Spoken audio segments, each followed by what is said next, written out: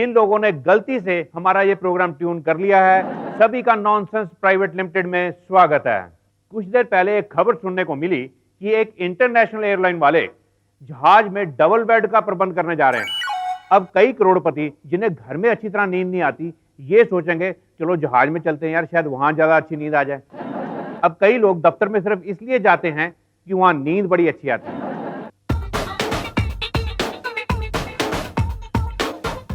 जी sir, क्या बात है, आजकल आप बड़े पंक्चुअल हैं।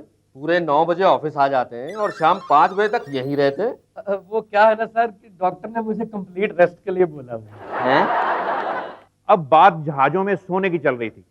कई पति पत्नी ऐसे होते हैं जो रात को बिस्तर पे लेटे लेटे लड़ पड़ते हैं। ऐसे लोगों के लिए जहाज की यात्रा रोमांटिक सिद्ध हो सकती है। लेकिन 4000 पाउंड खर्चने के बाद मियाँ बीवी ने जहाज में अगर डबल बेड बुक करवाया हो और वहां एक दूसरे के थप्पड़ जड़ दे तो टोटल लॉस हो जाएगा। ऐसे में एयरलाइन वालों को कम से कम आधा किराया तो उनको वापस करना चाहिए।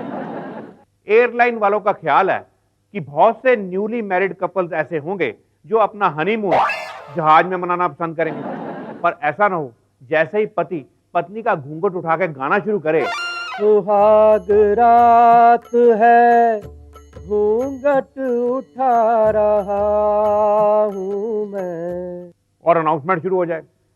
मौसम खराब होने की वजह से यात्री कसकर अपनी अपनी पेटी बांध लें और सीधे होकर बैठ जाएं। पता चले इतना पैसा खर्चने के बाद वापस आकर पहाड़गंज के किसी गेस्ट हाउस में वो हनीमून मना रहे हैं। एक नेताजी की जब शादी हुई तो बात हनीमून पर जाने की हुई। डार्लिंग, अगर मैं अगला विधानसभा का इलेक्शन जीत गया ना तो तुम्हें हनीमून के लिए ऊटी लेकर जाऊंगा। महंगे से महंगे होटल में ठहराऊंगा तुम्हें। लेकिन इलेक्शन का हमारे हनीमून के साथ क्या संबंध? अगर कहीं मैं तुम्हें पहले ले गया हनीमून पे तो इलेक्शन कमीशन वाले ऑब्जेक्शन ना कर दें। क्यों? कि मैंने तुम्हारी और तुम्हारे मायके वालों की वोट के लिए तुम्हें महंगे होटल में ठहराया है। अगर बात रिजर्वेशन की जाए तो मैं तो भैया रिजर्वेशन के हक में हूं, और हमारे इस प्रोग्राम में 100% सीटें मूर्खों के लिए रिजर्व हैं, क्योंकि कोई भी समझदार आदमी ना तो इस प्रोग्राम में हिस्सा लेता है और ना ही कोई देखता है। अब बहुत से लोगों की चिट्ठियां आती हैं कि कम से कम 10% सीटें तो आप मेरिट पर रखो, पर मुझे पता है एक इंटेलिजेंट मच्छी सारे जल को गंदा कर देती है। भैया गर्मियां आ चुकी हैं और साथ में पानी की तंगी भी। एक नन्हा मुन्ना बच्चा जब सुबह उठा और उठते ही बाथरूम की तरफ बढ़ा। कहाँ जा रहे हो बेटा? माँ, मैं बाथरूम में नहाने के लिए जा रहा हूँ।